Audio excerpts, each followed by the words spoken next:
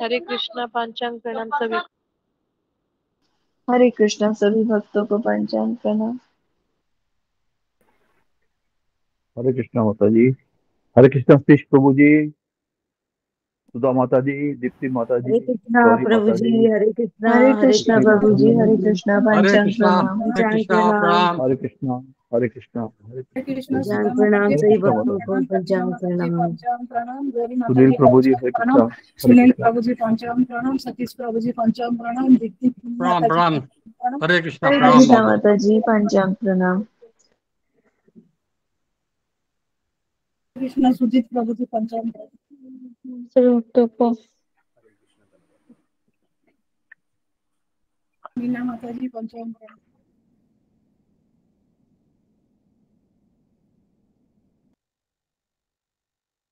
हरे कृष्णा दंडवत प्रणाम सभी भक्तों को। हरे कृष्णा गुरुदेव को चरणों में दंडवत प्रणाम सभी भक्तों को। हरे कृष्णा दंडवत गुरु प्रणाम। हरे कृष्णा पंचांग दंडवत प्रणाम, प्रणाम हरे प्रणाम कृष्णा सबको। माता जी, हरे मीना प्रणाम कृष्णा माता जी प्रणाम प्रभु जी मेरा। पंचांग प्रणाम। पंचांग प्रणाम, हरे कृष्णा सभी भक्तों हरे को कृष्णा पंचांग कृष्ण प्रणाम। प्रभु जी पंचांग प्रणाम। हरे कृष्णा माता जी। हरे कृष्णा। हरे कृष्णा। हरे कृष्णा हरे अशोक प्रभु कृष्णा। जी पंचांग प्रणाम। कृष्ण प्रभु को दंडवत प्रणाम। हरे कृष्णा माता जी, हरे श्यामा कृष्ण माता जी, मीना हरे प्रभु जी कृष्णा। पंचांग प्रणाम। हरे कृष्ण कामनी वाली पंचांग प्रणाम। दंडवत प्रणाम प्रभु जी, दंडवत प्रणाम माता जी। हरे कृष्णा। कपिल प्रभु जी पंचांग प्रणाम।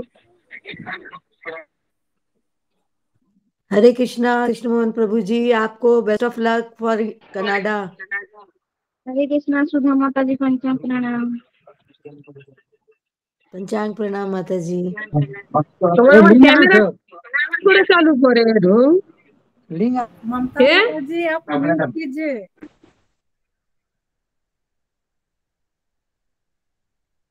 हरे कृष्णा दंडवत प्रणाम सभी भक्तों को। धन्यवाद सुधा माता जी, धन्यवाद।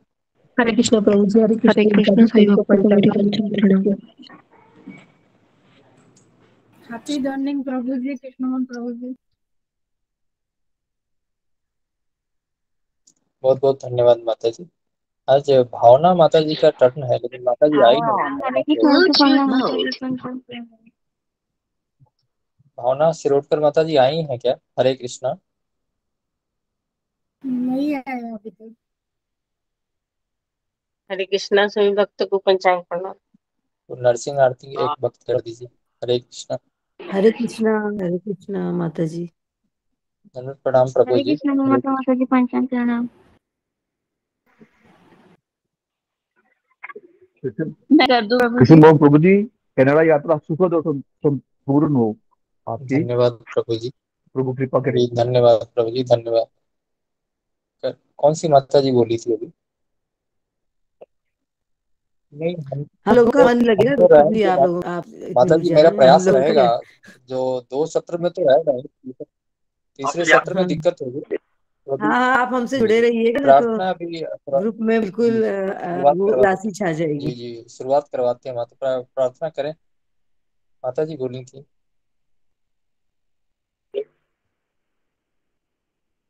मैं बोली थी प्रभु जी।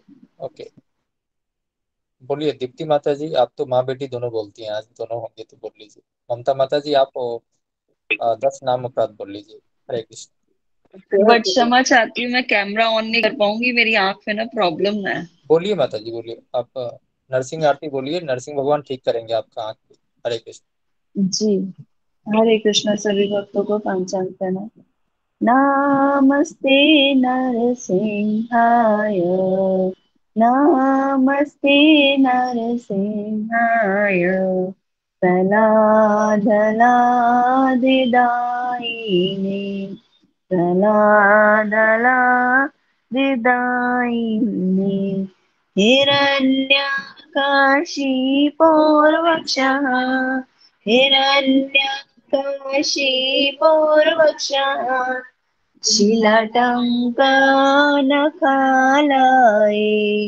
शिलाटङ्कानखालाय, इतो नरसिंह परतो नरसिंह, इतो नरसिंह परतो नरसिंह, यतो यतो यामि ततो नरसिंह, यतो यतो यामि ततो नरसिंह बहिर्नरसिंह हृदये नरसिंह बहिर्नरसिंह हृदये नरसिंह नरसिंहमदि शरणं प्रपद्ये नरसिंहमदि शरणं प्रपद्ये तव कर कमल वरे नखा अद्भुत श्रृंगार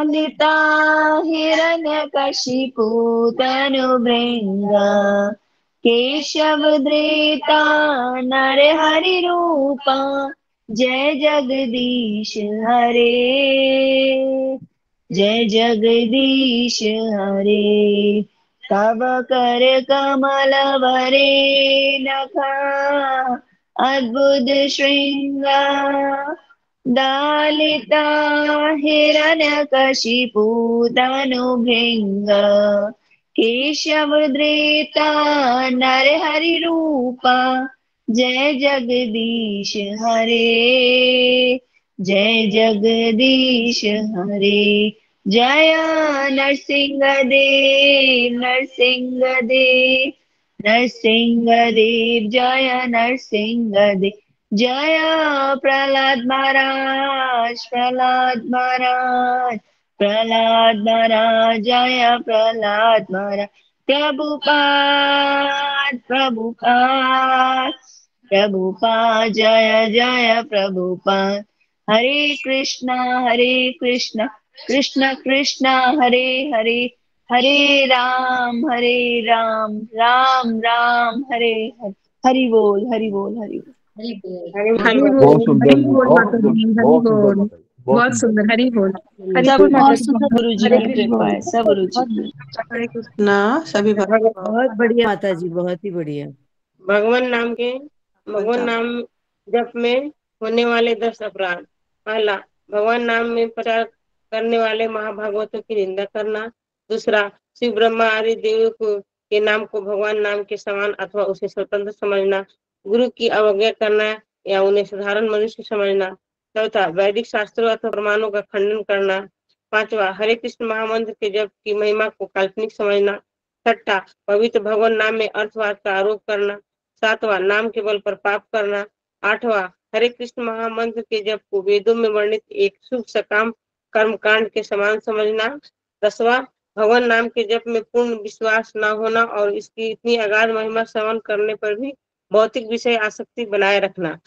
और इसके बाद है भगवान नाम का जप करते समय पूर्ण रूप से सावधान न रहना भी ये भी एक अपराध है। प्रत्येक वैष्णव को वक्त को चाहिए कि इन 10 नाम अपराधों से बचना चाहिए जिससे जीवन की अभिष्ट सिद्धि प्राप्त हो। हरे कृष्णा। हरि बहुत बोल सुंदर माता जी। हरि बोल हरि बहुत अच्छे हरि बोल हरि बोल हरि बोल हरि बोल हरे माता जी हरे कृष्ण हरे कृष्ण हरि गुरु बोल जी माता जी, पंचांग हरि बोल। शरण। हरे कृष्ण सभी भक्तों को पंचांग शरण। हरे कृष्णा सभी भक्तों को पंचांग प्रणाम। माता की दंडवत प्रणाम धन्यवाद। मैं सुरेख माता जी, सुखा माता जी, ममता माता जी, कृष्ण मोहन प्रभु जी, रंजना माता जी, सभी को मेरा पंचांग प्रणाम। हरे कृष्णा माता जी हरे पंचांग प्रणाम। कृष्ण हरे कृष्ण सभी हरे कृष्णा सभी प्रणाम प्रणाम। आज गुरु जी पहले अध्याय के विषय में जो बताएंगे वो गुरु जी ने मुझे भेजा था, मैंने स्पिरिचुअल काउंसलिंग ग्रुप में शेयर किया है।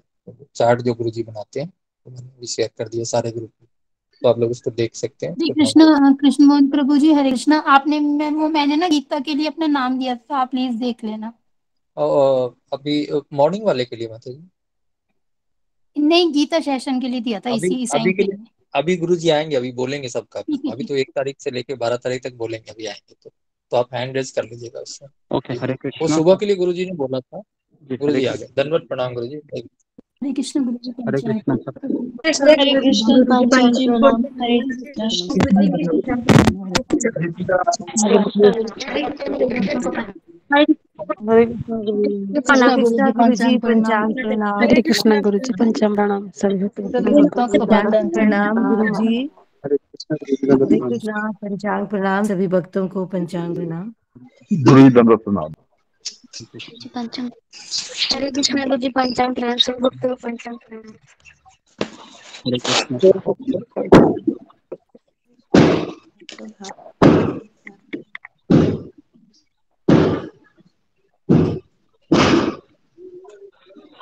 कृष्ण गुरु जी पंचांग प्रणाम सभी भक्तों को पंचांग गीता माता जी आप म्यूट कर लीजिए, आवाज आ रहा है। हरे कृष्ण सब। ओके, तो अभी हम आगे बढ़ते हैं सत्र में। ठीक है। ओम जी ओम अज्ञानतिमिरन्धस्य ज्ञानाञ्जनशलाकया चक्षुरुन्मीलितं येन तस्मै श्रीगुरुवे नमः। मुखं करोति वाचालं पङ्गुमलङ्घयते गिरिं यत्कृपातमहं वन्दे श्रीगुरुदीनतारिणम्। जय श्री कृष्ण चैतन्य प्रभु नित्यानंद श्री अद्वैत गदाधर श्रीवासादि गौर भक्तवृंद। हरे कृष्णा कृष्णा कृष्णा हरे हरे, हरे राम राम राम हरे हरे। ओके, हरे कृष्णा, सबका स्वागत है सत्र में। हरे कृष्ण जी। तो आज हम गीता का पहला अध्याय है, उसको रह गया था वो चार्ट के माध्यम से बताना, तो इसके लिए आज हम आपको ये बताएंगे। तो आज लेकिन हम पहले हम वो गीता के जो है ना नाम 12 दिन के नाम गुरु जी। तो आज हम नाम बताएंगे। तो जो लोग हैं जिनको जिनको चाहिए फिंगर को रेज कीजिए, ताकि मैं आपको पहले प्रायोरिटी दूं, और बाद में जो बचे रहेंगे फिर मैं उनको हम बाद में कहेंगे। ओके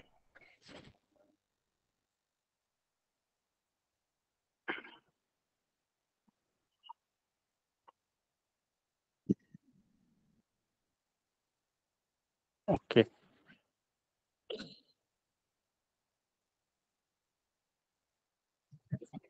जी। ममता कुमारी, फिर दीप्ति सचदेवा, रीति, शीला देवी, साधना, ऋतुपूर्णा, श्यामल, सुधा गुप्ता, माता जी, सुश्री मिश्रा, प्रतिभा कुमारी, अनीता यादव, ममता पाल, परवीन कुमार, शिवानी बिष्ट, मीनाक्षी रावत, प्रियंका गुरु जी सिंह। 12 हो गए। ये 12 दिन गीता का पूरा ही कर ले, गीता का जितना होता है उतना कर लेते हैं ना। तो उसमें जो लिस्ट है गुरु जी, मैं उसको लिख लेता हूँ, कॉपी कर लेता हूँ जो लिस्ट। हाँ वही आप बोल रहे हैं? हाँ, अभी जो कृष्णा गुरु जी क्या कर रहे गीता का? गीता का किस चीज का क्लास है ना? भगवत गीता बताना का जी। हाँ गुरु जी। भगवत गीता बताने का जैसा हमारा रूटीन रहता है, उसके नाम अच्छा खत्म हो गए। तो ओके, कितना हो गया? 12 तारीख का हो गया है। ओके, नेक्स्ट शिवानी बिष्ट, मीनाक्षी रावत, प्रियंका सहगल, वृषाली तट, शिखा दुबे, सुचित साहा, गीता, मंजू सिंह, सोमाकर। कितने दिन का हुआ? कृष्ण मोहन प्रभु।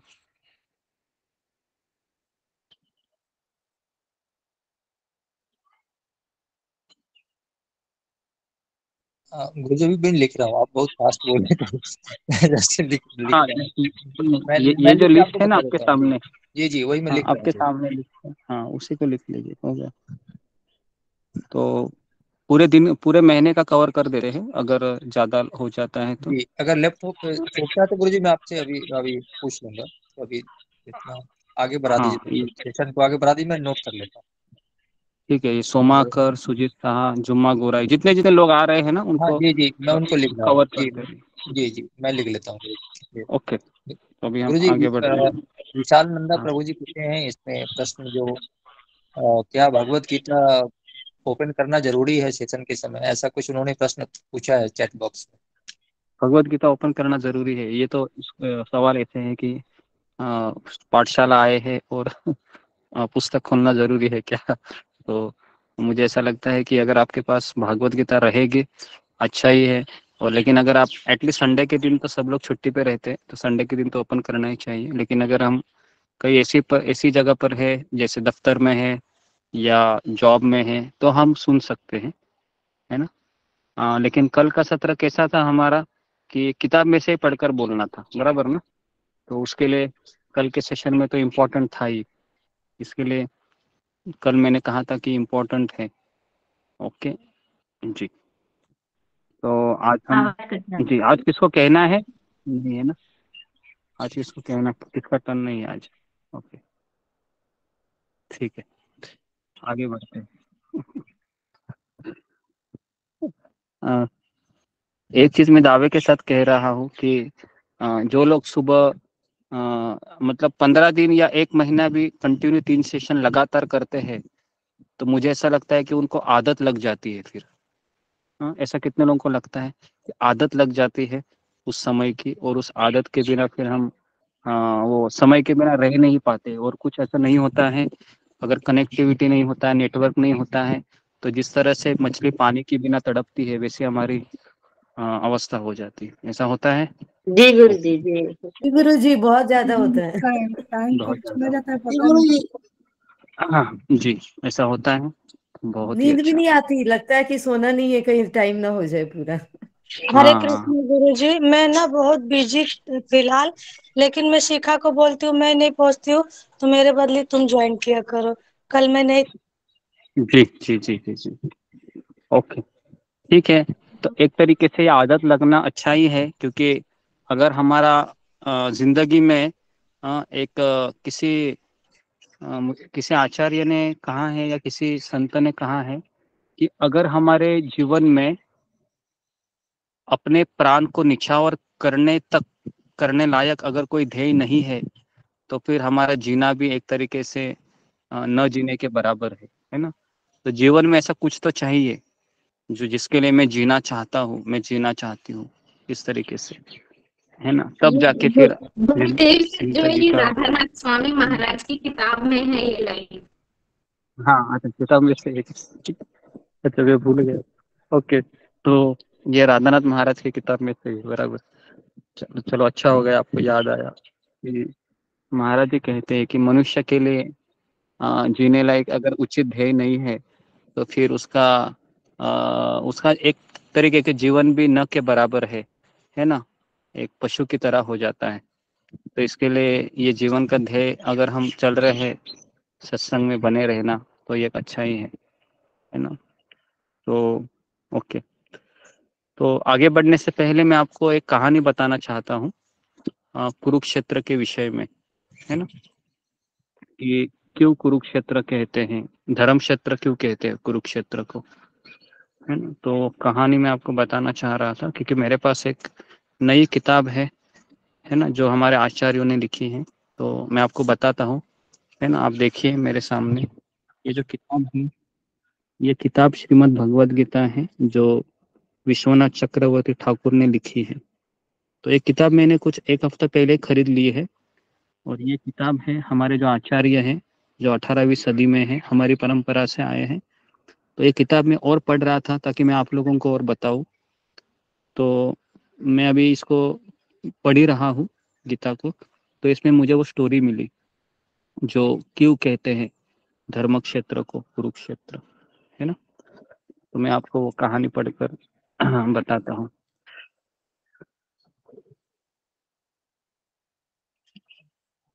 जी, तो ये कहानी बहुत सुंदर है। पहला है कि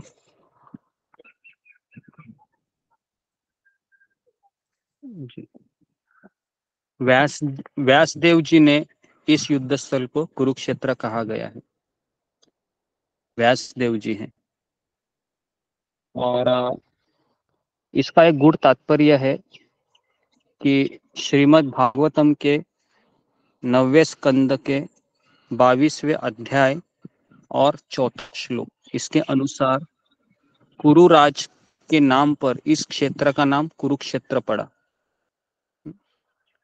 क्योंकि वहां पर एक कुरु नाम का राजा राज्य करता था। और महाभारत के शल्य पर्व के अनुसार महाराज कुरु एक समय में इस क्षेत्र को हल से जोत रहे थे।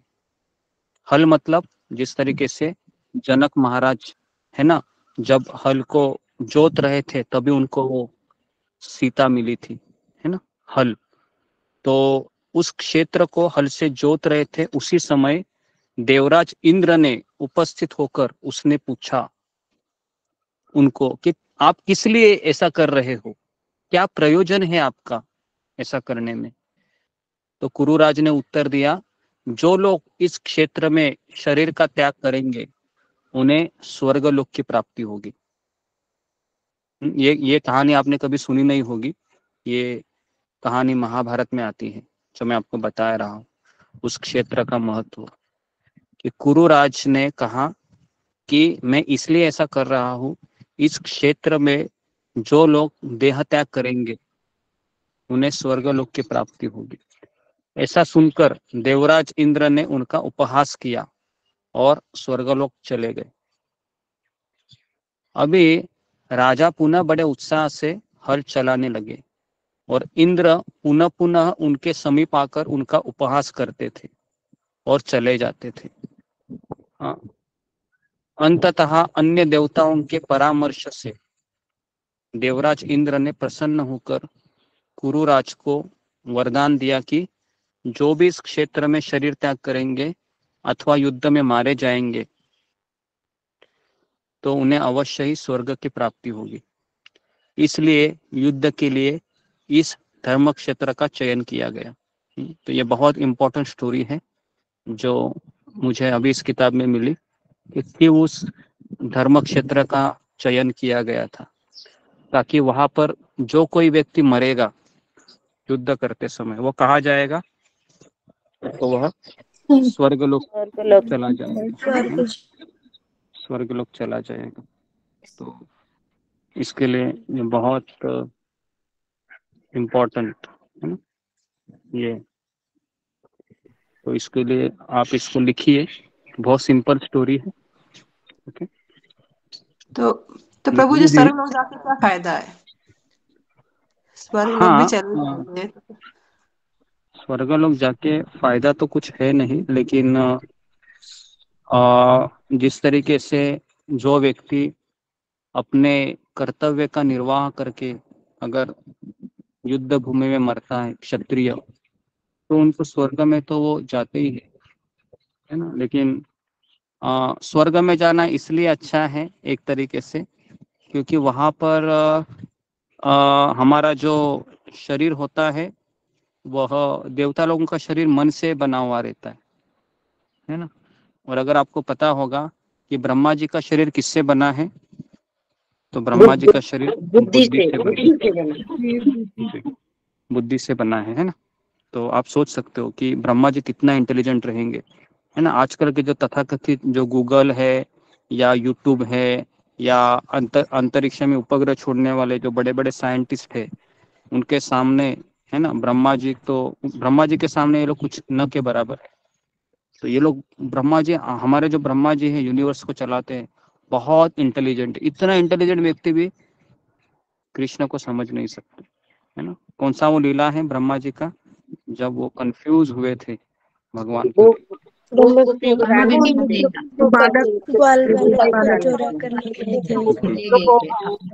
हाँ ब्रह्म विमोहन सभी गोपालों को जो है अपहरण कर लिया था। जी, ब्रह्म विमोहन लीला है ना, उसमें हम देखते हैं कि इंद्र भी कंफ्यूज होते हैं, भगवान से युद्ध करते हैं इंद्र। जब वो परिजात सत्यभामा को परिजात चाहिए था तो देना मना कर रहे थे, है ना। तो आप सोच सकते हो किस तरीके के लोग होते हैं इस संसार में, है ना। भगवान का ही है और भगवान को, अभी इंद्र का शरीर मन से बना हुआ है, सारे देवी देवताओं का शरीर है वो मन से बना हुआ है। तो इसलिए स्वर्ग में जाने से एक होता है कि हमें पर्याप्त हमको बुद्धि होती है कि हम अपना मन भगवान में लगा सके, है ना? लेकिन स्वर्ग के देवी देवता भी क्या करते हैं, कलयुग की पूजा करते हैं। कौन बताएगा कलयुग की पूजा क्यों करते हैं स्वर्ग के देवी देवता? जी बताइए, मैंने बहुत बार बताया था जी। ओके, अशोक चावला। नाम गुरुजी, क्योंकि एक मनुष्य जीवन ही ऐसा है जिसमें उसे वैकुंठ लोक मिलता है, परमात्मा की भक्ति कर सकता है। स्वर्ग लोक में ये चीज उपलब्ध नहीं है। ओके, उसके बाद बराबर बोले आप, थोड़ा समझ में नहीं। खटक क्रिया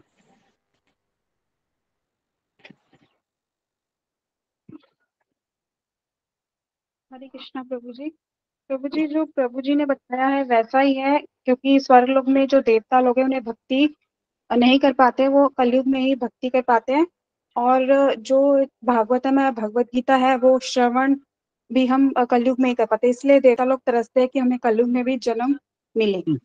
एक चीज यहाँ पर बताना भूल गए कि हरि स्वर्ग नाम लोक, की महिमा है। नहीं नहीं वो भी नहीं, स्वर्गलोक में तो वहाँ पर सुख वॉक सुविधा करना, ज्यादा है, सुख सुविधा ज्यादा है, इसी वजह से वो लोग जी भक्ति नहीं करते।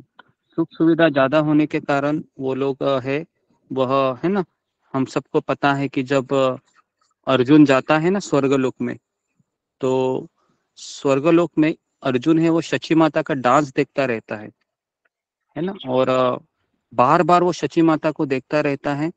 तो शची देवी को लगता है कि, है ना, अर्जुन मुझसे आकर्षित हुआ है।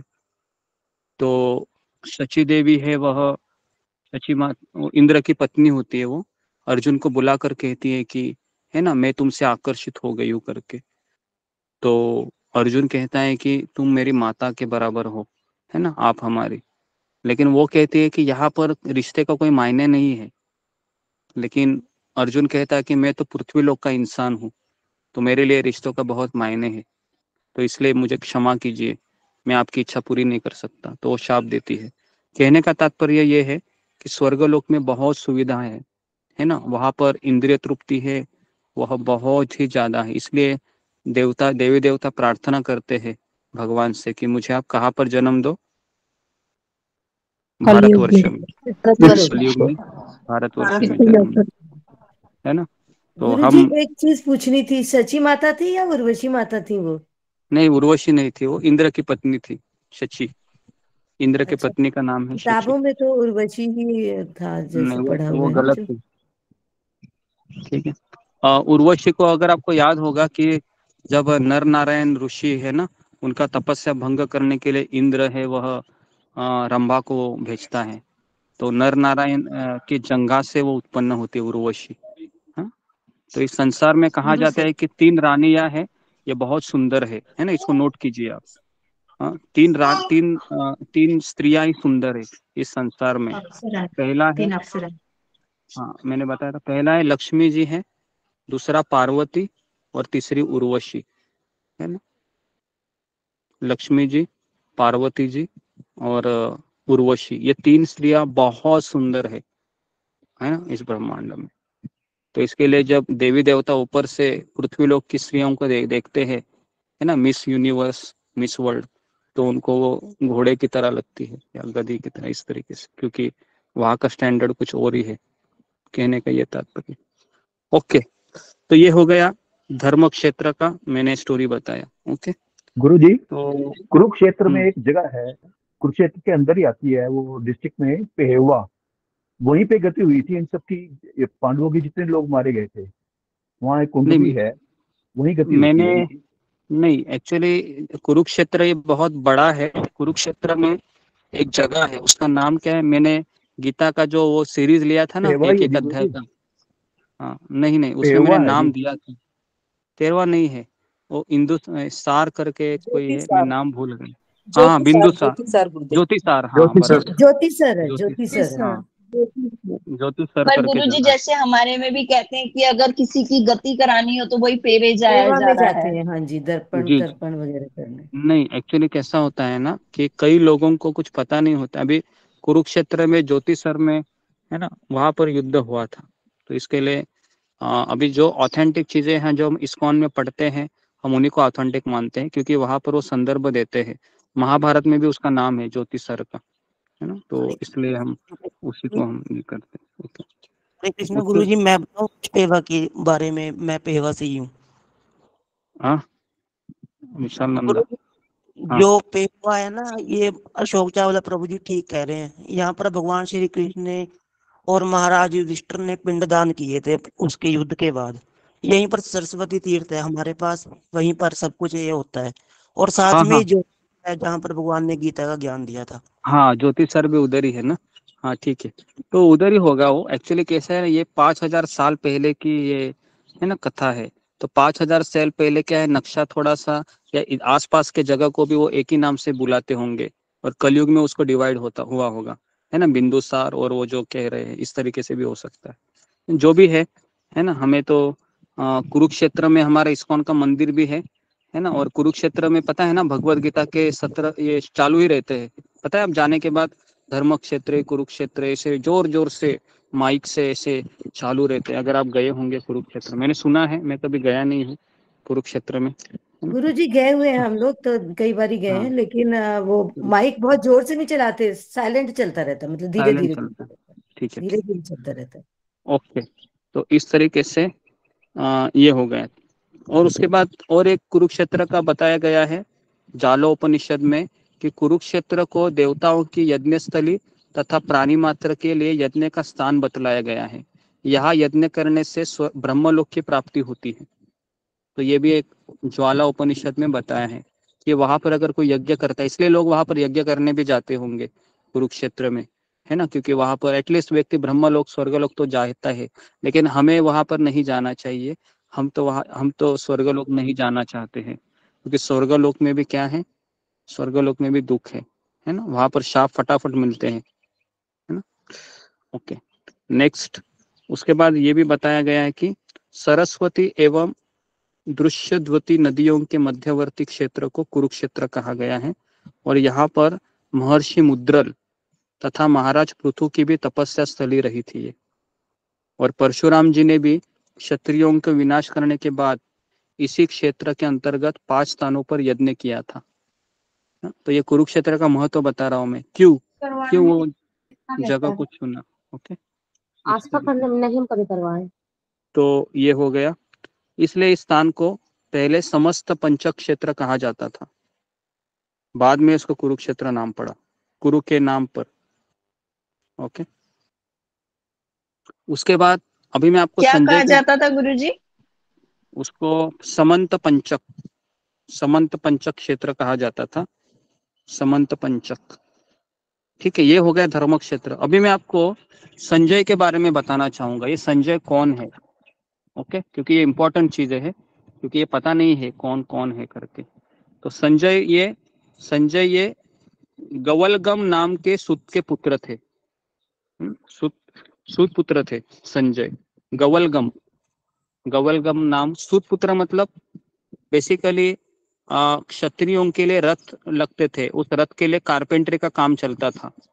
तो सूत मतलब एक तरीके से कारपेंटरी का काम करने वाला, लकड़े का, उसको सूत कहते। तो ये सूत के पुत्र थे, लेकिन ये शास्त्रज्ञ थे। गुरुदेव कार मतलब लकड़ी का काम करने वालों को तो बढ़ई भी तो बोलते हैं। नहीं, गुरुजी पहले वो सारथी सूत, कहते हैं क्या? सारथी? सारथी नहीं, कारपेंटर बोलते हैं। कारपेंटर। ठीक है, तो ये शास्त्रज्ञ उदार एवं धर्मात्मा थे, कौन? संजय। और इन्हीं गुणों के कारण भीष्म पितामह ने इन्हें और विदुर को धृतराष्ट्र का राजमंत्री नियुक्त किया था। तो इनमें ना गुण थे संजय में, कि ये शास्त्रज्ञ था, उदार थे और धर्मात्मा थे। तो भीष्म पितामह ने इनको अपॉइंट किया था इसके धृतराष्ट्र के सचिव के रूप में। ओके, और ये विदुर के ही स्वरूप में थे, मतलब विदुर के जैसे बुद्धिमान थे संजय, और अर्जुन के प्रिय सखा भी थे। अब ये बात हमको भी नहीं पता थी, ये किताब पढ़कर ही पता चली कि अर्जुन और संजय मित्र भी थे, है ना। और ये दोनों भी गीता सुन रहे थे, बराबर है। संजय भी सुन रहा और अर्जुन सुन रहा। तो एक तरीके से अर्जुन और संजय ये दो मित्र थे। उसके बाद व्यासदेव की कृपा से ही इन्हें दिव्य दृष्टि प्राप्त हुई। ये हस्तिनापुर के राजभवन में रहे। आवाज ब्रेक हो रहा है हो रहा है गुरुजी। गुरुजी। हरे कृष्ण।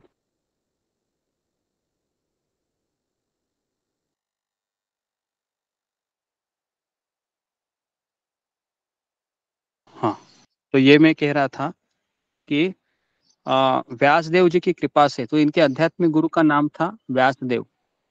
ओके, व्यासदेव की कृपा से इन्हें दिव्य दृष्टि प्राप्त हुई थी। और अगर आपको मैं बताऊं तो 10 दिन के बाद, है ना, जब भीष्म पितामह मर जाते हैं, या मर नहीं जाते, घायल हो जाते हैं, तो फिर संजय है ये बहुत भावुक हो जाते हैं। तो महाराज युधिष्ठिर ने भी इन्हें मृदुभाषी, परम हितैषी, शांत स्वभाव वाले और समदर्शी पुरुष बतलाया है ना। ये सदा मर्यादा में रहते थे और किसी के दुर्व्यवहार से उत्तेजित नहीं होते थे, और ये बिना भेदभाव के निडर होकर धर्म की बातें कहते थे। तो इसके लिए बार बार ये धृतराष्ट्र कहता था कि देखो संजय, देखो देखो युधिष्ठिर क्या कर रहा है, अर्जुन क्या कर रहा है। तो संजय जानता था कि धृतराष्ट्र ये कपटी है, महत्वाकांक्षी है, लेकिन फिर भी ऐसे मालिक की सेवा कर रहा था। मुझे बताओ कि हमारे में से कौन है जो ऐसे मालिक की सेवा करना चाहेगा जो धृतराष्ट्र की तरह कपटी है। बहुत कठिन है क्या नहीं, क्या लगता है आपको? कठिन है ना। लेकिन संजय देखो, है ना, फिर भी संजय कर रहा था। और संजय कौन था? धर्मात्मा था, शास्त्रज्ञ था, उदार, है ना। और अगर आप देखोगे तो पांडव के बारे में आप देखोगे, जो पांडव साक्षात देवताओं के पुत्र थे, है ना। अर्जुन ये इंद्र का पुत्र था, युधिष्ठिर यमराज के पुत्र थे, है ना। उसके बाद भीम है वायुदेव के पुत्र थे, नकुल सहदेव अश्विनी कुमार के पुत्र थे, और स्वयं ये जो द्रौपदी है ये भी अग्नि से उत्पन्न हुई थी। अभी आप सोच सकते हो कि ये सब दिव्य आत्मा होने के बाद भी इनको 12 साल का वनवास और 1 साल का अज्ञातवास झेलना पड़ा। वही अर्जुन है ना, यूनक के रूप में 1 साल रहते हैं। आप सोच सकते हो, कोई व्यक्ति गांडीवधारी अर्जुन, इतना बड़ा फेमस व्यक्ति, 1 साल एक नपुंसक की तरह, है ना, संगीत सिखाता है। एक द्रौपदी जिसके लिए हजारों रानियां उसकी सेवा में लगती थी, वो एक मत्स्य देश की रानी की सेवा में लगी थी 1 साल, सैरेंद्री, है ना। आप सोच सकते हो कि पांडवों के जीवन से भी हम बहुत सीख सकते हैं, क्योंकि हमारे में तो इतनी कैपेसिटी है ही नहीं कि हम कोई धर्मात्मा, युधिष्ठिर जैसा धर्मात्मा, धर्मराज जिसने कभी झूठ नहीं बोला, वो क्या कर रहा था? मत्स्य देश के राजा में वह उस राजा के लिए, है ना, मनोरंजन का काम करता था। उसके साथ 64 खेलता था वो उधर, है ना। उसका नाम कंक था, अगर आपको पता होगा। और वो एक बार राजा ने उसको मारा भी ऐसे, है ना, जब वह विराट देश में जब ये होता है ना, आक्रमण होता है ना, सब लोग आक्रमण करते हैं, तो बृहनल्ला चली जाती है अर्जुन और सबको पराजित करती है। तो युधिष्ठिर बोलता है कि आपका पुत्र पता है कि विजयी हुआ, क्योंकि उसके साथ बृहनल्ला थी।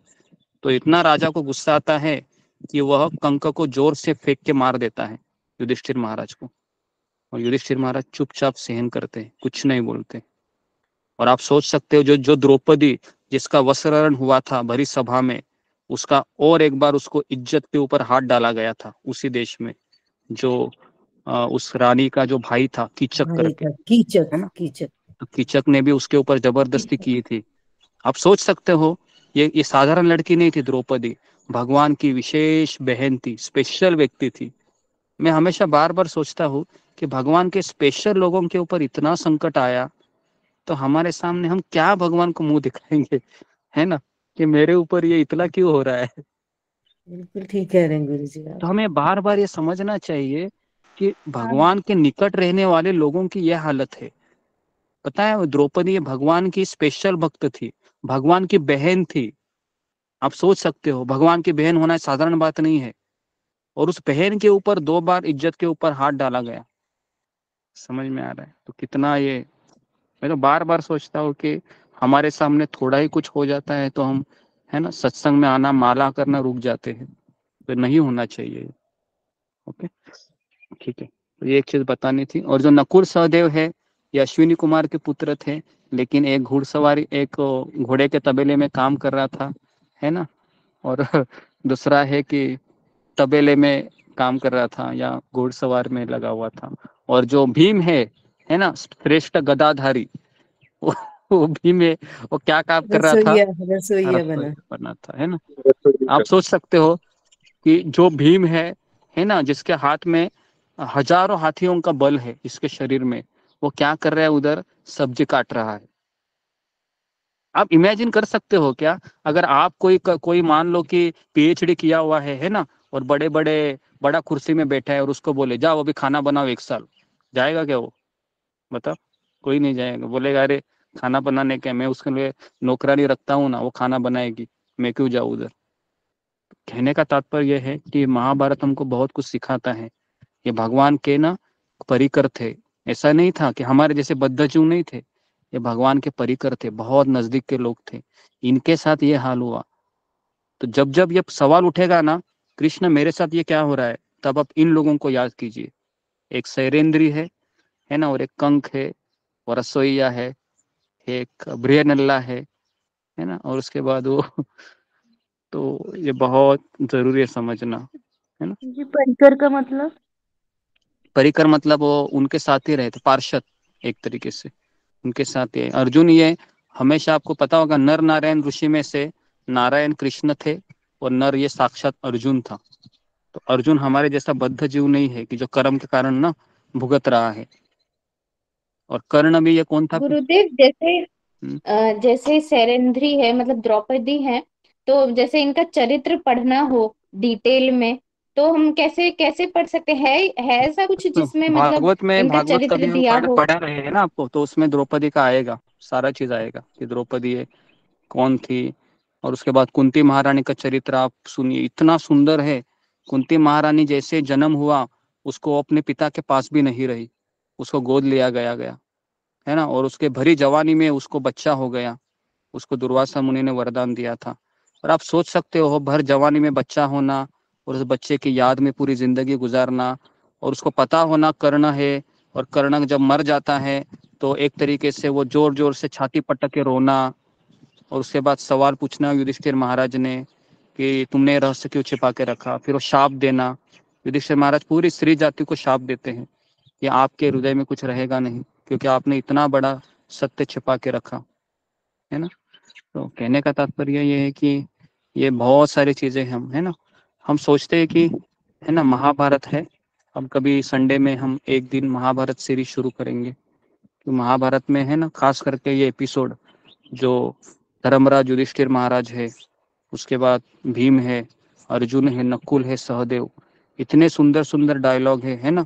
जब पता है कीचक का वध होता है ना, तो द्रौपदी कीचक का वध होने के पूर्व ये कीचक होता है, वो द्रौपदी के शैरेंद्र के ऊपर हाथ डालता है। तो शैरेंद्र दौड़ते दौड़ते उस सभा में आकर कहती है मत्स्य देश के राजा को कि ये देखो, ये नराधम मेरे है ना अब्रू के ऊपर हाथ डाल रहा है, इसको आप कड़ी सजा दो। तो राजा कुछ नहीं कर पाता है, तो जोर से चिल्लाती है। उसकी चिल्लाहट सुनकर भीम दौड़ के आता है रसोईया से, लेकिन युधिष्ठिर महाराज रोक देकर कहते हैं कि बहुत सुंदर बोलते, वो बोलते हैं जिस वृक्ष का हमने आश्रय लिया है उसका हर एक पत्ता सराहनीय होता है। समझ में आ रहा है? जिस वृक्ष का हमने आश्रय लिया है उसका हर एक पत्ता आदरणीय होता है।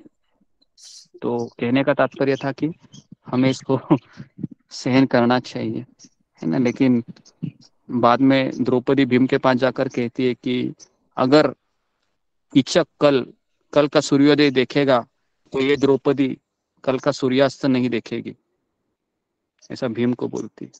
और फिर भीम है वो समझ जाता है कि इमरजेंसी है, मुझे कुछ तो करना होगा। तो फिर भीम ही कहता है शैलेंद्र को, जाओ उसको कहो कि मैं तुम्हारे ऊपर मोहित हुई है, तुम वो नृत्यशाला के यहाँ पर आ जाना। तो भीम है वो स्त्री के कपड़े पहनकर बैठ जाता है, और इस तरीके से भीम है वह उसको मार डालता है कीचक को, है ना। तो इस तरीके से बहुत सारी चीजें हैं जो सीखने के लायक है महाभारत में। गुरुजी से वो जिसको मारा था भीम ने, उनको तो अभिशाप था ना कि उसको भीम छोड़ के कोई मार नहीं सकते। जी, उसको भी ऐसा था कि केवल 6 लोग ही उसको मार सकते थे। एक कर्ण, दुर्योधन, भीष्म पितामह, है ना, और ऐसे 2 लोग थे, और एक भीम था। तो जैसे ही एक कीचक का वध होता है ना, तो कर्ण अंदाजा लगाता है कि मित्र दुर्योधन कीचक को केवल हम 6 लोग ही मार सकते थे, और हम में से ये 5 लोग तो इधर ही है, तो छठा भीम है, तो जरूर ये पांडव कहाँ पर छिपे हैं? विराट देश में, है ना। इस तरीके से वो अंदाजा लगा तो ओके, जो भी है। तो अभी हम थोड़ा सा महाभारत से निकल के भगवत गीता में आते हैं। ओके, तो गीता का जो पहला अध्याय है जो मैं आज आपको बताने जा रहा हूँ चार्ट वाइज, तो मैं चाहता हूँ कि कृष्ण मोहन प्रभु आप शेयर कीजिए ये खास करके जो पहला चार्ट है, हाँ, धृतराष्ट्र का। तो सब लोग इसको लिखिए। पहले तो एक बड़ा चार्ट बनाइए, है ना, जिसमें ये 4 चीजें हैं। तो बड़ा चार्ट है जो मैं आपको, मुझे लगता है पहले मैंने भेजा था, ठीक है, पहले मैं वो भेजता हूँ। ओके जी, मैंने आपको भेज दिया कृष्ण मोहन प्रभु, उसको आप शेयर कीजिए पहला। ये तो तीसरा आ गया। ओके, 1 मिनट, कहाँ है, कहाँ?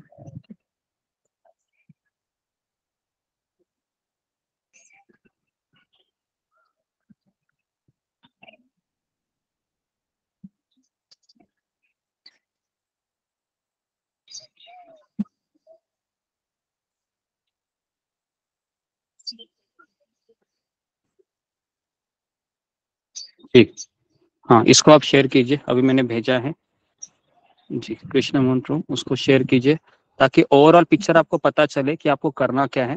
फिर हम स्टेप बाय स्टेप जाते हैं। ओके, तो आपको 4 कॉलम बनाने हैं पहले अध्याय के।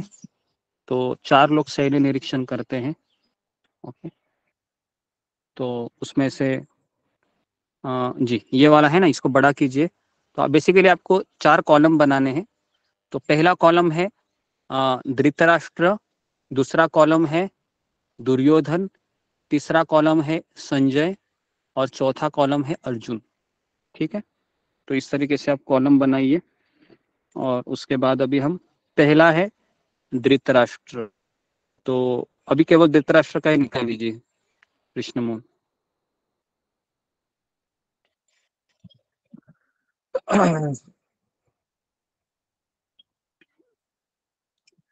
जी, तो यहाँ पर आप देख सकते हो, नीचे आ जाइए, नीचे नीचे, ऊपर ऊपर ऊपर ऊपर ऊपर आ जाइए। ओके जी, तो ये है धृतराष्ट्र।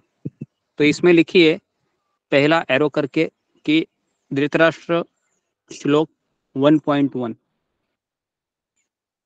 धृतराष्ट्र श्लोक 1.1, इसके 2 ही चीज लिखिए। पहला लिखिए कि चिंताग्रस्त होना, धृतराष्ट्र का चिंताग्रस्त होना। क्यों चिंताग्रस्त हो रहा है वो? क्योंकि धर्म क्षेत्र के प्रभाव की आशंका, धर्म क्षेत्र के प्रभाव की आशंका, धर्म क्षेत्र के प्रभाव की आशंका। आशंका मतलब शंका, कि मैं जीतूंगा, मेरे पुत्र जीतेंगे या पांडु के पुत्र जीतेंगे, ये शंका, बस यही है। क्यों चिंताग्रस्त है? इसका एक ही कारण है, क्योंकि उसने भगवान की शरण नहीं लिया है। ठीक है, तो हमारे जीवन में भी चिंता का एक ही कारण होता है कि मैंने गुरु और कृष्ण का शरण नहीं लिया है, इसलिए मैं चिंताग्रस्त हूँ, है ना। इसके लिए भक्तिविनोद ठाकुर कहते हैं, आत्मनिवेदन तुआ पदे करी, है ना, होइलो परम सुखी, दुख दूरे गेलो चिंता ना रही लो, है ना, चौधरी के आनंद देखी, है ना, चिंता ना रही। अभी चिंता है ही नहीं मेरे जीवन में। क्यों? क्योंकि मैंने आत्मनिवेदन, मैंने शरणागति लिया है गुरु और कृष्ण का। ओके, तो धृतराष्ट्र, तो हमारे मन में जब चिंता आती है तो क्या सवाल पूछना चाहिए मुझे? क्या मैंने गुरु और कृष्ण और गुरु के शरण गुरु का आश्रय लिया है क्या? जी, ये एक ही सवाल पूछना चाहिए। अगर ये सवाल सही है तो फिर चिंता करने की आवश्यकता नहीं है, क्योंकि फिर ये तो केवल कृष्ण मेरी परीक्षा ले रहे हैं, बस, है ना। ये लिखा आपने? ओके, नेक्स्ट, दूसरा दुर्योधन जी, दुर्योधन दुर्योधन दुर्योधन, हाँ, यहाँ पर जी, इसको अभी आप लिखिए, है ना, आपके सामने श्लोक क्रमांक 1.2 से लेके 1.11। श्लोक क्रमांक 1.2 से लेके 1.11। तो इसमें लिखिए, हेडिंग दीजिए कि दुर्योधन राजनीति खेलता है या राजनीति दिखाता है। दुर्योधन राजनीति दिखाता है। पहला पॉइंट लिखिए उसमें, गुरु द्रोणाचार्य की त्रुटि को दिखाना। गुरु द्रोणाचार्य की त्रुटि दिखाना। गुरु द्रोणाचार्य की त्रुटि दिखाना। नेक्स्ट, शत्रु सेना के वीरों की गणना। शत्रु के जो सेना है पांडव, उनके वीरों की गणना करता है कि इनके पक्ष में कौन है। श्रेष्ठ गदाधारी भीम है, गांडीवधारी अर्जुन है ना। उसके बाद द्रुपद है ना। शाल्य तो उनमें था। द्रुपद है। उसके बाद सौभाद्र मतलब अभिमन्यु। इस तरीके से कई लोग कहते हैं कि कृष्ण है ना, कृष्ण ने अपना भांजा था है ना, अपनी बहन का पुत्र। आप सोच सकते हो, किसी की बहन का पुत्र बहुत मायने रखता है, किसी के भाई के लिए बहुत प्रेम करता है उससे। उस बहन का पुत्र था, सुभद्रा का पुत्र। कौन था वो? अभिमन्यु। और आपको पता होगा है ना, अगर आपको पता नहीं तो महाभारत का वो एपिसोड देखिए है ना, पुराना महाभारत है ना, उसमें आप देखोगे तो उसको चीटिंग करके मारा है ना। इधर से उधर से सारे महारथी थे है ना, गपागप उसको तलवार से छल्ली कर देते थे है ना। तो आप सोचो, अभी अभी देखिए, अगर सुभद्रा ऐसे सोचेगी मेरा भाई भगवान है, मेरे भाई ने मेरे पुत्र को बचा नहीं पाया, उधर ही तो था है ना, गुस्सा हो सकती थी कि नहीं? कोई भी बहन हो सकती थी है? लेकिन ऐसा कहाँ पर भी महाभारत में है नहीं कि सुभद्रा ने सवाल उठाया कृष्ण को कि मेरे भाई को, मेरे पुत्र को क्यों नहीं बचाया तुम। ठीक है, कई सारे सीखने लेसन महाभारत में। ओके, तो ये शत्रु सेना की वीरों की गणना। तीसरा, अपनी सेना की प्रशंसा। पॉलिटिकल, अपनी सेना की प्रशंसा। उसमें लिखिए द्रोण, भीष्म, कर्ण। द्रोण, भीष्म और कर्ण इत्यादि। और चौथा है भीष्म और भीम की तुलना। भीष्म की भीम से तुलना। भीष्म और भीम की तुलना। भीम का नाम क्यों लेता है वो हमेशा दुर्योधन? इसके पीछे भी एक कारण था। कौन बताएगा क्या कारण था? पता था भीम ही उनको मार दिया। क्योंकि हाँ, दुर्योधन को पता था कि इसकी मृत्यु भीम से ही होगी। हाँ, मारने के लिए। दुर्योधन को पता था कि अगर मेरी मृत्यु हुई तो किससे होगी? भीम से। भीम की तरह। ओके, ये हो गया हमारा। ओके, नेक्स्ट अभी है जी नहीं, अभी संजय का निकाल लीजिए। 3 नंबर संजय। इसका श्लोक क्रमांक आप 2 से 11 लिखिए। हाँ, दुर्योधन वाला। ओके, अभी संजय। ठीक है, तो संजय में देखिए, इस संजय में 2 कॉलम लिखिए, 2 कॉलम कीजिए। यहाँ पर देखो 2 कॉलम है। पहला कॉलम लिखिए कि पांडव के विजय के चिन्ह। हाँ? पांडव के विजय के चिन्ह। श्लोक 12 से लेके 20 तक। श्लोक 12 से लेके 20 तक। श्लोक 12 से लेके 20 तक। ओके, और भक्तवत्सल पार्थ सारथी श्री कृष्ण। भक्तवत्सल पार्थ सारथी श्री कृष्ण। तो इसमें आप लिखिए श्लोक क्रमांक 21 से लेके 25 तक। ठीक है, तो इसमें आप लिखिए पांडव के विजय के चिन्ह में पहला भीष्म का शंखनाद। लिखिए पहला भीष्म का शंखनाद।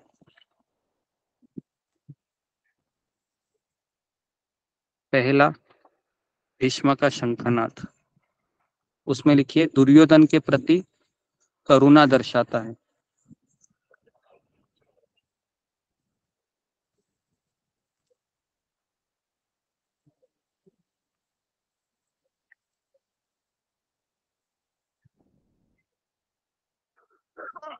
दुर्योधन के प्रति करुणा दर्शाता है, ठीक है, दुर्योधन के प्रति करुणा दर्शाता है। दूसरा लिखिए शंख, शंख ये विष्णु के विजय का प्रतीक है।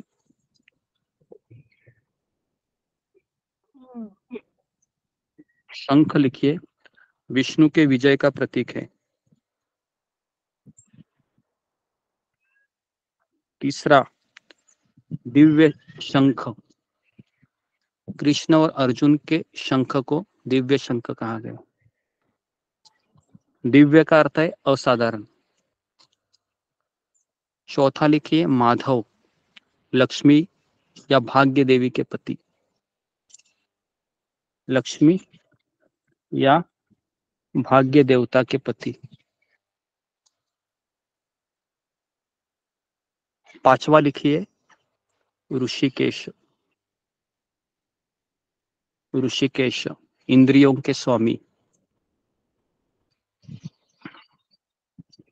छठा लिखिए दिव्य रथ, अग्निदेव द्वारा भेंट, दिव्य रथ अग्नि देव के द्वारा भेंट। और सातवां लिखिए कपिध्वज, हनुमान जी की सहायता।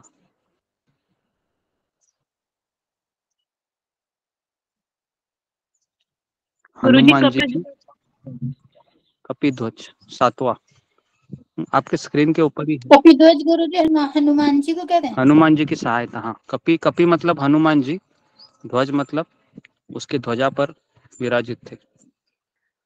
अभी मैं आपको हनुमान जी के बारे में ये बताना चाहूंगा कि रामायण के हीरो हनुमान जी थे, लेकिन जब हनुमान जी ने कहा भगवान श्री कृष्ण को, जो राम ही है, कि मुझे भी इस कुरुक्षेत्र के युद्ध में युद्ध करना है, मैं क्या करूं बताइए, मैं सब कुछ कर सकता हूं। तो भगवान ने क्या कहा, आप केवल अर्जुन की ध्वजा पर केवल चिल्लाने का काम कीजिए, है ना, चिल्लाने का काम कीजिए, चिल्लाने की सेवा दिया। अभी आप बोल सकते हो जो व्यक्ति है ना बड़े बड़े चट्टाने उठा सकता है, उसको भगवान ने क्या सेवा दी, केवल चिल्लाने, है ना।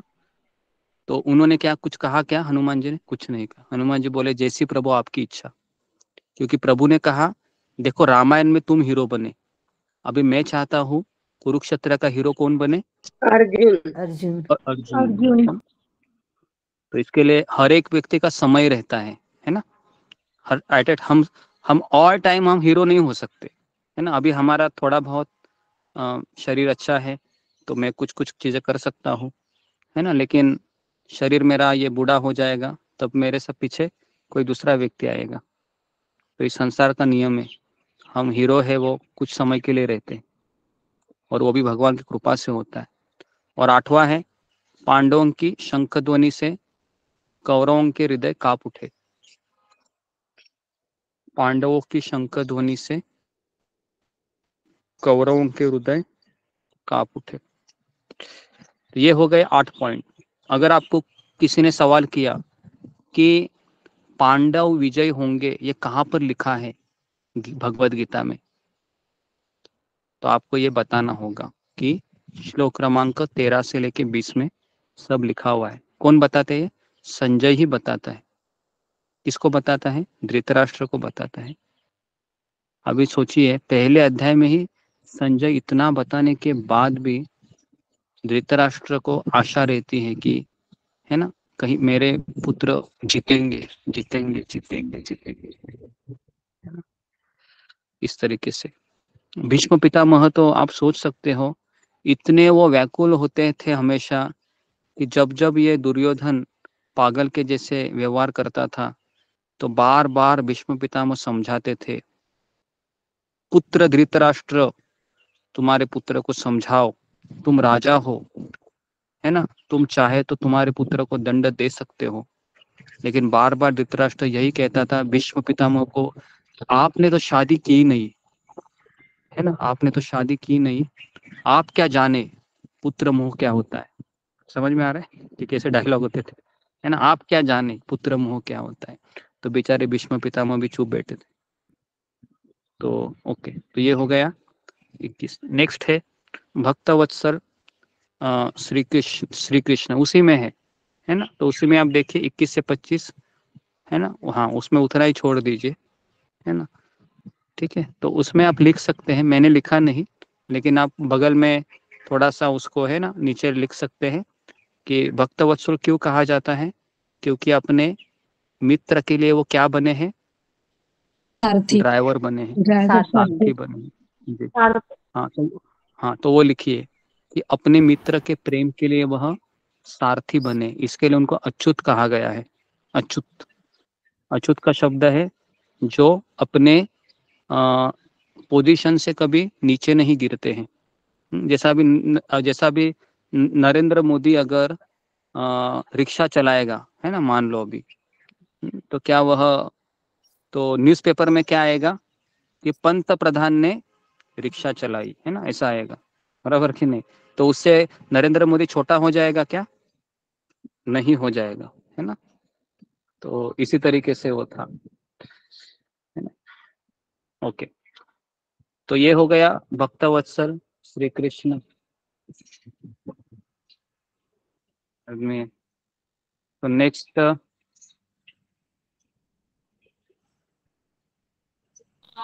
ये भक्त वत्सल उनके नीचे लिखना है गुरुजी, अच्युत के बारे में। ओके, नेक्स्ट अर्जुन जी। सुनाई नहीं दिया, मैं कुछ कहा क्या किसी ने? ओके, हाँ जी माता जी, उनके नीचे लिखना है। हाँ गुरुजी धृतराष्ट्र नंबर 1 है, दुर्योधन नंबर 2 पर आएंगे। हाँ, Dhritarashtra number 1, Duryodhan number 2, Sanjay number 3 और अर्जुन नंबर 4। अभी अब अर्जुन के बारे में कहेंगे, ठीक है जी। तो ये चार्ट गुरुजी है। सब जानते हुए भी फिर भी जो संजय थे वही क्यों धृतराष्ट्र को सारी युद्ध का हाल बता रहे थे? जी, वही हाल बताते जी। तो वही क्यों बता रहे थे, कोई और किसी और ने क्यों नहीं बताया, उन्होंने ही सिर्फ क्यों बताया? क्योंकि वो दुर्योधन का, धृतराष्ट्र का सचिव था, और पहली बात तो वह, दूसरी बात की उसको व्यासदेव जी का आशीर्वाद था कि वह दूर कुरुक्षेत्र में जो युद्ध चल रहा है उसको हस्तिनापुर के राजसभा में बैठकर भी वो सुना सकता है ना। तो आजकल के, पहले की टेक्नोलॉजी बहुत ज़्यादा अच्छी होती थी, किसी सैटेलाइट की आवश्यकता नहीं पड़ती थी, है ना। ऐसा कोई है आज की जिंदगी में, कोई इंसान है जो यहाँ पर बैठकर, है ना, अमेरिका में क्या चल रहा है या मेरे से 15 किलोमीटर एक गांव में क्या चल रहा है वो आंखों देखा हाल सुना सके? ऐसा कोई है आज की तारीख में? कोई नहीं। गुरुजी संजयला पण दिव्य दृष्टी दिली होती ना? हाँ, दिव्य दृष्टि है, मैं बोल रहा हूँ, वो गुरु की कृपा से आया था, है ना। अगर आपको याद है 18वां अध्याय हमने लिया था, तो उसमें हमने क्या कहा था, संजय क्या कहता है कि व्यास, है ना, व्यास की कृपा से, अपने गुरु की कृपा से वो कह पाया। हम बार बार यही चीज देखते हैं कि हमने जो जपा टॉक में भी जो हमने गुरुदेव के बारे में जो भजन लिया था, उसमें भी क्या कहते हैं वो भक्तिविनोद ठाकुर कि मेरी क्या योग्यता है कि हे गुरु आपकी करुणा ही मेरी योग्यता है, और कोई मेरी योग्यता नहीं है ना। तो बार बार हमको भगवत गीता हो या कोई भी ग्रंथ हो, उसमें हमको एक ही चीज दिखाई देती है, मेरी कोई योग्यता कभी नहीं थी, ना कभी रहे, ना कभी था, ना कभी रहेगी, ना कभी है। मैं योग्य हुई नहीं। जब हम किसी दिन अपने आप को योग्य समझेंगे ना, तो ये हमारा सारा ज्ञान होकर भी हम फेल हो जाएंगे, क्योंकि हमारे में अहंकार आ जाएगा, और अहंकारी व्यक्ति को कृष्ण स्वीकार नहीं करते। तो इसके लिए बार बार हमें अपने आप को समझाना होगा, मैं सेवक हूँ, मैं सेवक हूँ, मैं सेवक हूँ, मैं सेवक हूँ, सेवक हूँ, मैं स्वामी नहीं हूँ, स्वामी एक ही है, कृष्ण है, इस तरीके से। Okay, next Arjun. अर्जुन का लिखिए श्लोक क्रमांक 26 से लेके 46 तक। 26 से लेके 46 तक। पहला लिखिए युद्ध न करने के कारण। युद्ध न करने के कारण।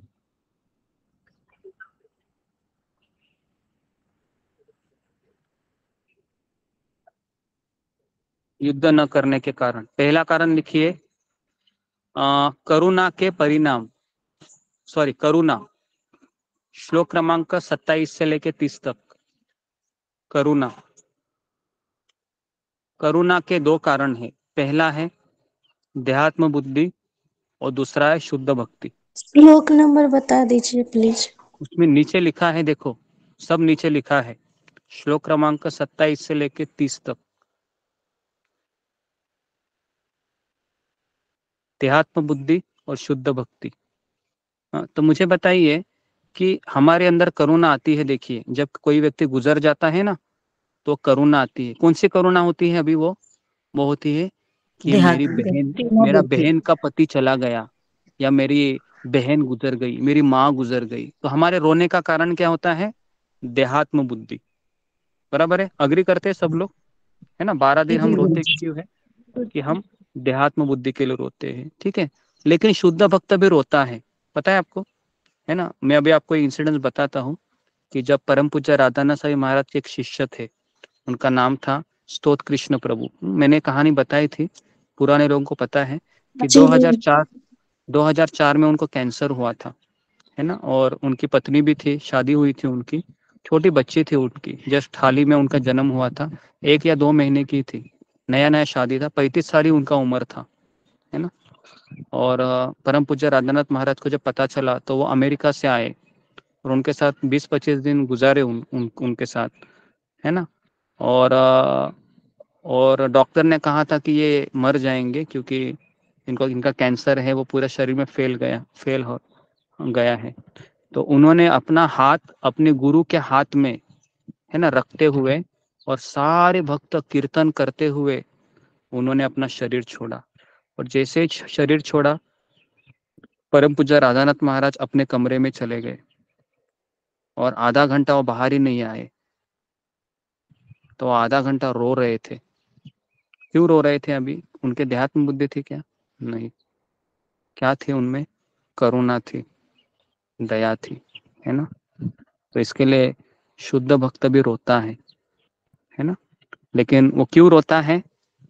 क्यों रोता है कौन बताएगा मुझे? जब वो ऐसे लोगों को देखता है ना कि तो उसके आंखों में आंसू आते हैं देखकर। हालांकि उनका और कोई खून का नाता नहीं होता है, कोई खून का रिश्ता नहीं होता है। जी जी। क्यों वो रोते हैं? तो उसके पीछे ओके जी। प्रतिभा कुमारी, क्यों रोते हैं वो शुद्ध भक्त? हरे कृष्ण गुरु जी। जी। क्योंकि वो जो उसके आसपास जो मृत व्यक्ति है, उसके आसपास जो रोते हैं उनको देख के वो रोते हैं, क्योंकि ये लोग अज्ञानी है और इन लोगों को पता नहीं कि ये मतलब अज्ञानी है। ऐसे सोचिए, कुछ याद नहीं आ हाँ, रहा। अज्ञानी होने के कारण वो क्या सोचते हैं ऐसे वृषाली तट? गुरु जी, भक्त का हृदय कोमल होता है, इसके कारण भी उसे रोना आता है।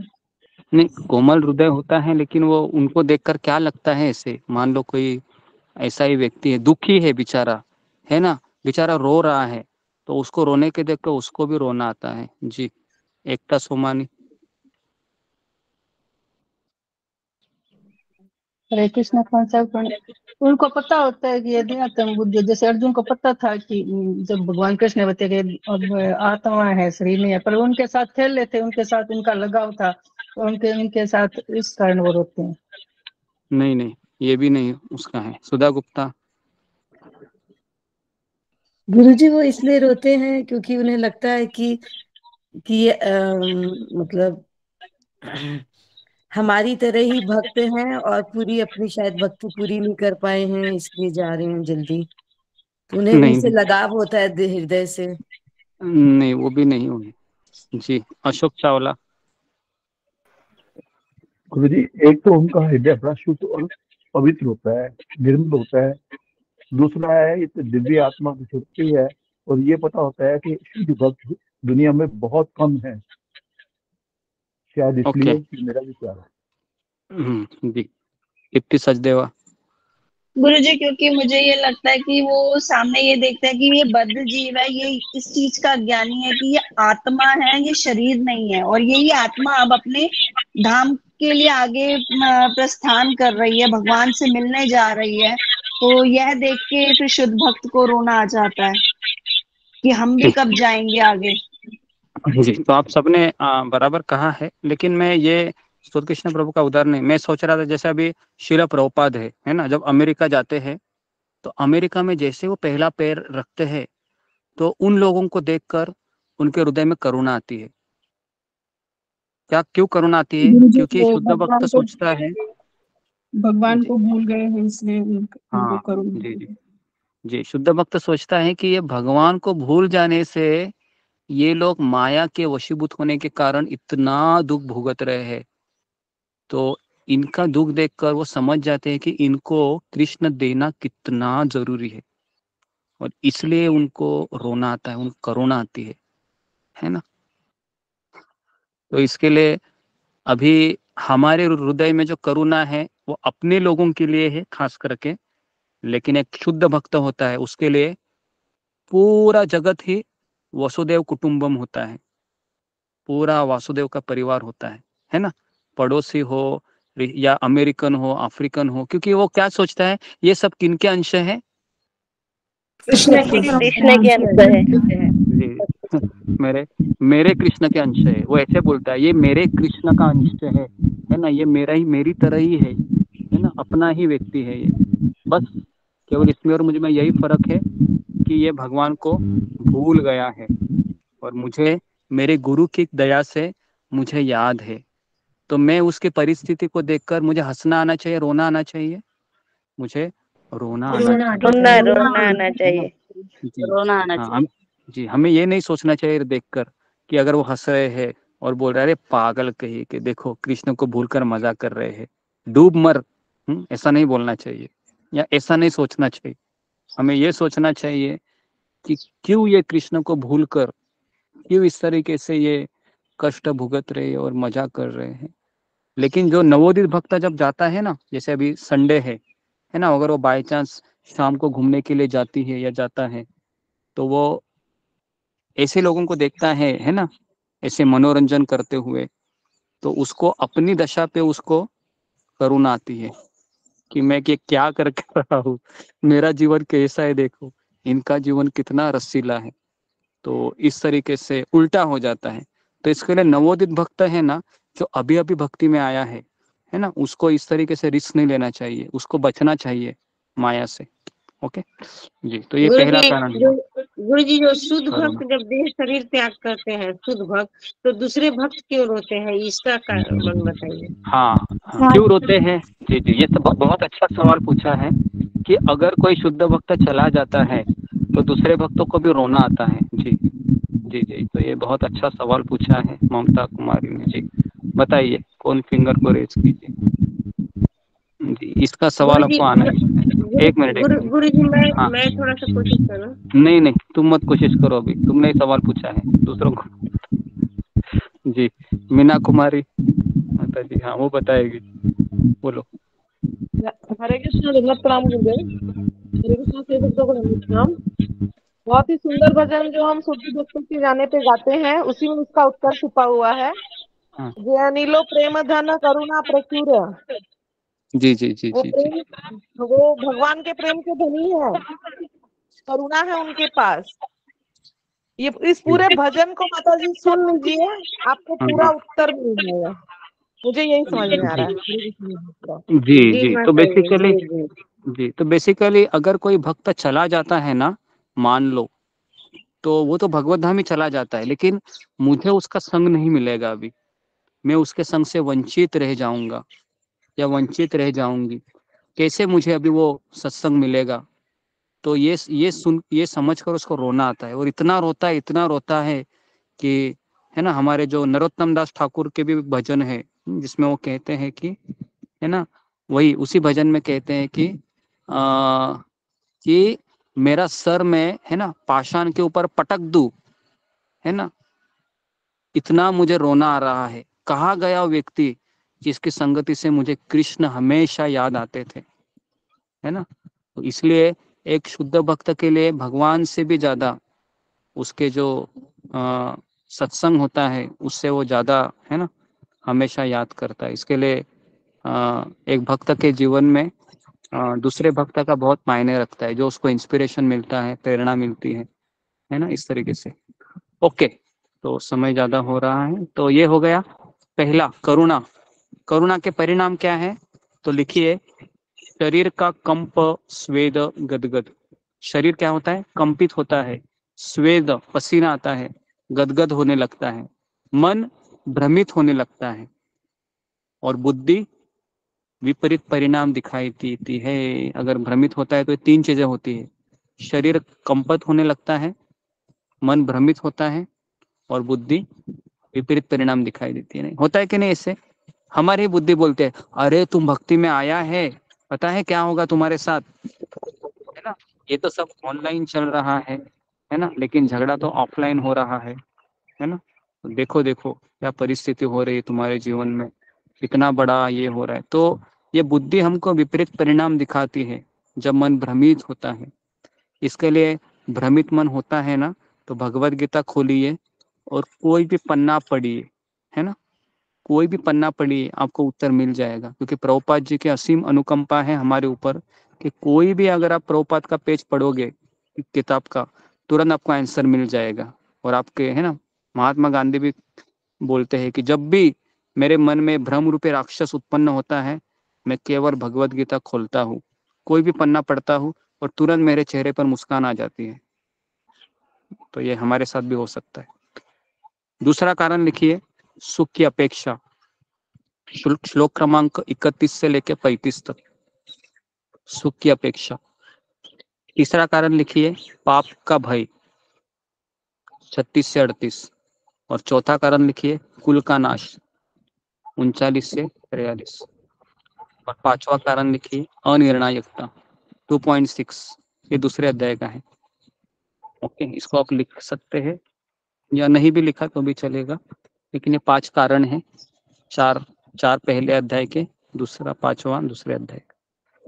तो इस तरीके से ये आपको चार्ट, है ना, आज बनाना है आपको। ओके, और मुझे भेजना है। तो, है ना, अभी तक कितने लोगों ने चार्ट बनाया है? मुझे लगता है कि 40-50 लोगों ने तो बनाया होगा टोटल। 3 दिन हमने दिए थे जी। आप फिंगर को रेस कीजिए, मुझे समझ में आ जाएगा, है ना। हाँ जी, मुझे आखिरी वाला एक बार बताइए ना, 4 नंबर वाला।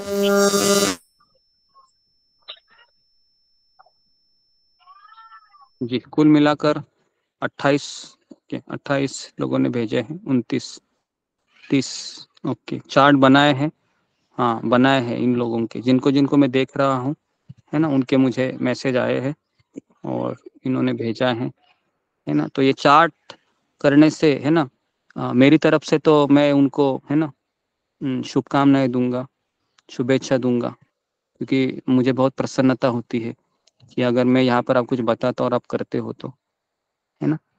तो ये चार्ट बनाइए। पहला हमने 32 लोगों ने बनाया है ना, आउट ऑफ 195 में से। फिर भी 30-40% की रेट है ना। ठीक है, कोई बात नहीं, लेकिन आप बनाइए, बहुत ज़रूरी है बनाना, क्योंकि ये बनाने से आपको कॉन्फिडेंस आएगा। और उसके बाद पहला अध्याय है, तो इसका भी चार्ट आप बनाइए, है ना। मैं आपको 2 दिन देता हूँ, आज का दिन और कल का दिन। 2 दिन में आप ये पहला चार्ट भी बनाइए, और इसको आप स्केच पेन से ड्राइंग कीजिए। लाल, नीला, काला, हरा, ऐसे इत्यादि पेन आप, है ना, खरीद के लेके आइए, है ना। 100 रुपए में आ जाते हैं अलग अलग कलर के पेन। और क्योंकि आपको अभी ड्रॉ करना होगा ये, है ना, 18 अध्याय के, तो फिलहाल ये 2 ही अध्याय हो गए हैं। गुरुजी 20 रुपए में आ जाता है। गुरुजी गुरुजी जो दुर्योधन जो 2 नंबर में है, उसमें राजनीति के नीचे एक लिखा हुआ है गुरु द्रोणाचार्य की, उसके बाद का समझ में नहीं आ रहा क्या लिखा है। त्रुटि दिखाना। त्रुटि देखना। धन्यवाद त्रुटि देखना, हाँ, त्रुटि दिखाना, त्रुटि दिखाना है वो। त्रुटि मतलब समझ में आया ना कि उसके दोष दिखाना एक तरीके से। ओके, तो इस तरीके से हमने पहला अध्याय कवर किया और महाभारत का मैंने आधा घंटा बताया आपको।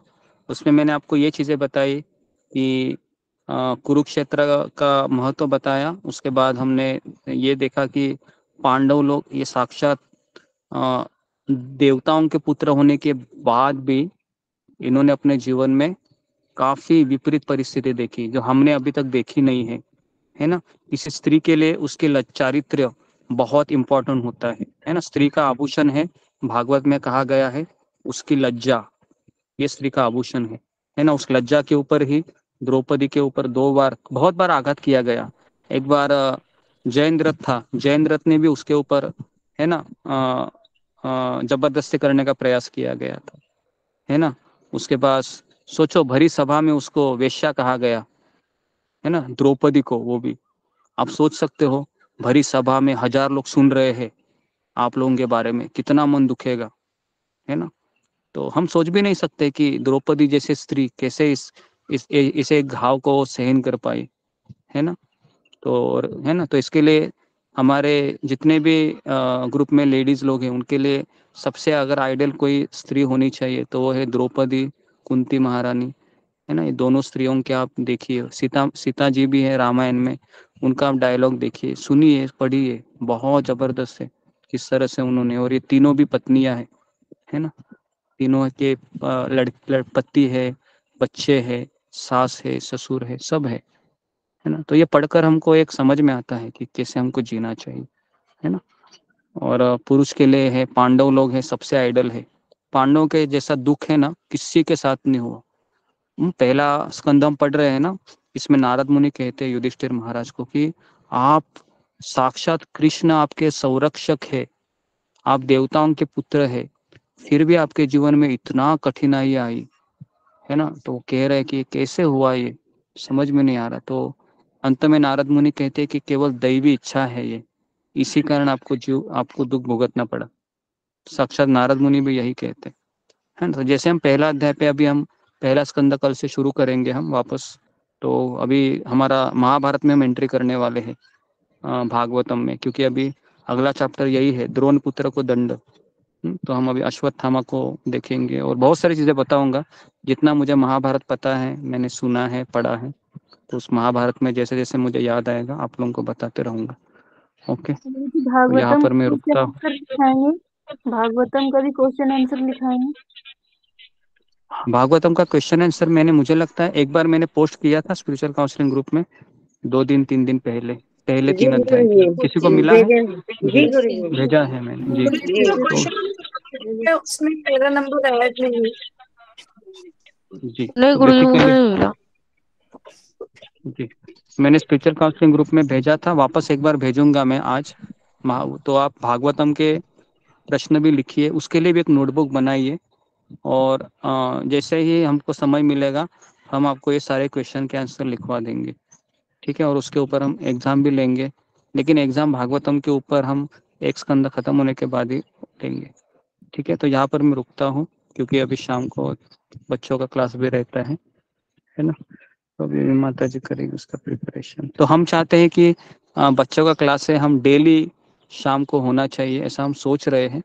तो उसके लिए हम जो भक्त हैं, है ना, पढ़ाना चाहते हैं, है ना, या टीचर का कार्य करते हैं, जैसे सुधा माता जी है वो पढ़ाई थी बच्चों को, तो मैं आपको सारा मटेरियल दे दूंगा, कैसे पढ़ाना है वो भी बताऊंगा। तो हम चाहते हैं कि जितने भी लेडीज है टीचर है हमारे ग्रुप में, वो राधिका माता जी को नाम दीजिए, है ना। फिर जो भी आपको सुटेबल डेट है, सुटेबल डे है ना, हफ्ते में एक दिन आप टीचिंग का काम कीजिए ताकि वो भी सेवा रहेगी आपकी तरफ से, है ना।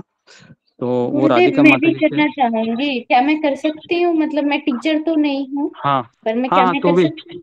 हाँ, अगर आप टीचर भी नहीं है लेकिन आपको पढ़ाने की इच्छा है तो भी आप कर सकते हो। तो आप राधिका माता जी से संपर्क कीजिए फिर मैं उससे बात करके, है ना, आपसे बात करूंगा पर्सनली, आपको मटेरियल दूंगा, कैसे पढ़ाना है वो भी सिखाऊंगा, है ना। और इस तरीके से हम चाहते हैं कि हमारे जितने भी बच्चे हैं, है ना, पेरेंट्स के, तो उन बच्चों को भी ये नॉलेज मिले, ठीक है, ताकि वो लोग भी जब बड़े होंगे तो वो भी वो आप उनके माता पिता की ही तरह एक अच्छे भक्त के रूप में परिवर्तित हो। तो ये मेरी इच्छा है ना। गुरु जी अभी देने हैं नाम राधिका माता जी को आज ही जी नाम देने? हाँ, आज ही आप राधिका माता जी को आज ही नाम दीजिए, तुरंत मैसेज कीजिए, फिर मैं जैसे ही नंबर जैसे जिनका पहला नाम आएगा, है ना, हम उनको डायरेक्टली आप सेवा दे देंगे, तो अच्छा राधिका रहेगा। माता जी ने गुरु जी आज मैसेज डाला है इस बारे में। हाँ, इस बारे में उन्होंने भी डाल दिया है, ठीक है। ये भी एक मुझे बताना था आपको, क्योंकि ये सेवा होनी जरूरी है। क्योंकि देखिए, अगर किसी का बच्चे को अगर आप कुछ कथा सुनाती है और इससे प्रेरित होता है, तो भगवान की बहुत कृपा आपको मिलेगी, क्योंकि आप किसी एक जीवात्मा का नरिशमेंट कर रहे हैं, है ना। प्रभुपाद हमेशा कहते थे, मैंने इतना बड़ा प्रचार कार्य कर रहा हूँ, लेकिन मेरी प्रचार कार्य से एक भी जीवात्मा अगर भक्त बनता है, शुद्ध भक्त, तो मैं समझूंगा कि मेरा प्रचार कार्य ये सक्सेसफुल रहा, है ना। तो ये प्रभुपाद के शब्द है। तो हमें हमेशा यही सोच समझना चाहिए कि हम छोटा सा योगदान भी देंगे, अगर कोई भक्त 1% से 2% में भी जाता है, तो उसके लिए मेरा मनुष्य जन्म सक्सेसफुल रहा, ऐसा मैं सोचूंगी इस तरीके से। ओके, तो मैं यहाँ पर रुकता हूँ। हरे कृष्णा कृष्णा कृष्णा हरे हरे कृष्णा।